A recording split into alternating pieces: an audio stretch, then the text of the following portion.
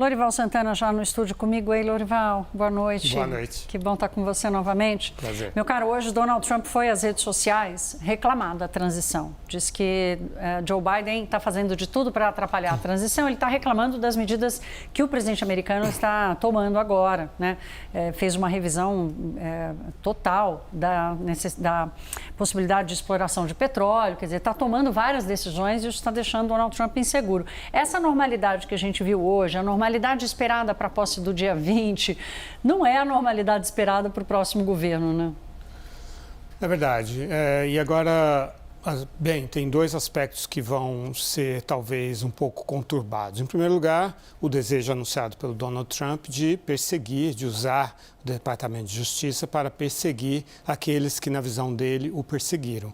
Por exemplo, os congressistas que participaram do comitê que investigou o envolvimento dele na invasão do Capitólio e que levou ao impeachment dele na Câmara, depois rejeitado pelo Senado, né? Então, inclui a Elise Cheney, que recebeu uma medalha de cidadã presidencial no fim de semana.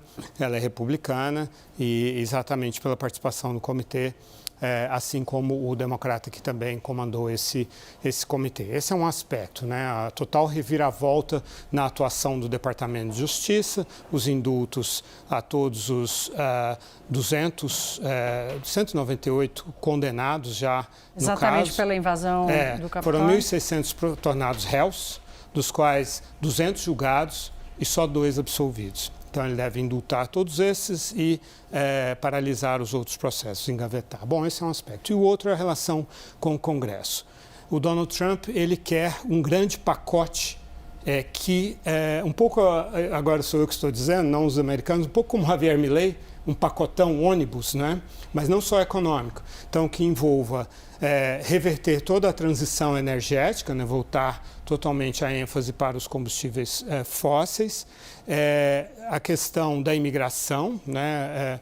Coibir completamente a imigração, permitir as deportações em massa e a questão dos impostos, né? Estender as isenções e as reduções drásticas de impostos que estão valendo até daqui a alguns dias só, estender o prazo e também o escopo de tudo isso.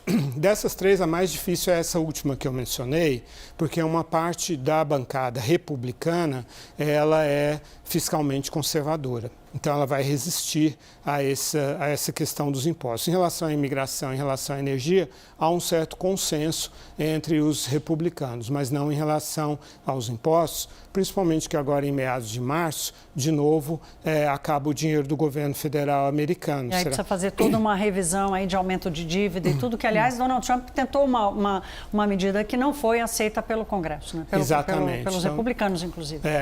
Eu acompanhei no início do governo Trump, exatamente essa relação com o Congresso foi bastante tempestuosa. Os republicanos o frustraram no desejo dele de imediatamente acabar com o Obamacare, por exemplo, que é o sistema de saúde. Mas agora colocado. O fato do Congresso estar mais republicano ainda, isso já não dá a ele uma sensação de aliança mais forte? Não, a maioria é muito pequena, né? É bem menor do que em 2017. São apenas 2 cadeiras na Câmara dos Deputados, das quais muitas são, como eu disse, fiscalmente conservadores. E no Senado é 53 republicanos, 47 democratas, sendo que o Senado precisa de maioria qualificada de 60 cadeiras, embora não em questões orçamentárias. Nessas, a maioria simples ela é suficiente. Mas na questão da imigração e na questão da transição energética, a resistência dos democratas será suficiente, a menos que os republicanos usem a opção nuclear,